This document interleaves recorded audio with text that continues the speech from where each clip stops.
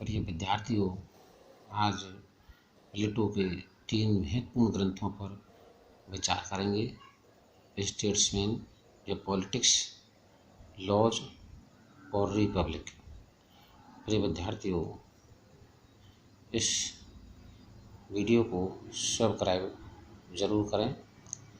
तो स्टेट्समैन की व्याख्या इस प्रकार है, इसमें जानकारी इस प्रकार है कि प्लेटो की ये रचना 367 ईस्वी पूर्व के बीच 367 से 361 ईस्वी पूर्व के बीच या उसके बाद उस काल में लिखी गई जब वह सिराक्यूज में डियोनीसियस द्वितीय के सुधार में लगा हुआ था।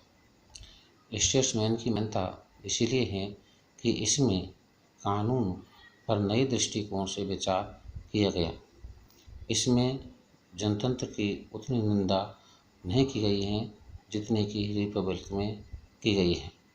इसमें सीमित संविधान का संकेत मिलता है। 367 से 361 ईस्वी पूर्व में लिखे गए इस ग्रंथ में आदर्श शासक, राजतंत्र और कर्तव्यों के विषय में यह संवाद वार्तालाप की शैली में लिखी गई।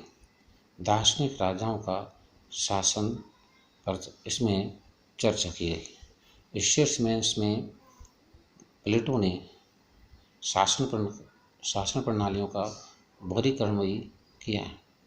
पहला वर्गीकरण विधि सम्मत राज्य। विधि सम्मत राज्य में यदि एक का शासन है तो राजतंत्र, कुछ का शासन है तो कुलीन तंत्र और बहुतों का शासन है तो नम्र जनतंत्र। दूसरा वर्गीकरण विधि विहीन राज्य। ऐसे राज्य में आताताई तंत्र, धनिक तंत्र और उग्र जनतंत्र बन जाते हैं। प्लेटो विधि सम्मत राज्य को सदैव श्रेष्ठ मानते हैं।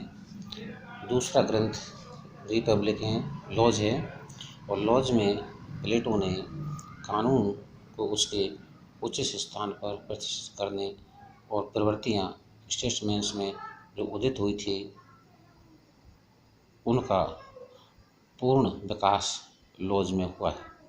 प्लेटो ने अपने जीवन काल में स्वयं यह अनुभव किया कि इस संसार में दार्शनिक राजाओं का होना संभव नहीं है। इसीलिए वह लॉज में अधिक व्यवहारिक व्यवस्था को महत्व देते हैं और कानूनी और यूनानी नगर राज्यों में विधि और रीति रिवाजों को जो स्थान प्राप्त था वह स्थान विधियों को प्रदान करता है। इस प्रकार लॉज में प्लेटो ने एक ऐसी शासन व्यवस्था का आयोजन करता है जिसमें कानून की प्रभुता होगी। रिपब्लिक की विशेषता है कि रिपब्लिक का मूल आधार न्याय था। रिपब्लिक के शासक नियमों से स्वतंत्र थे। रिपब्लिक में राजनीतिक और आर्थिक शक्तियाँ अलग अलग थी। रिपब्लिक में प्रत्येक व्यक्ति अपना ही कार्य करता है।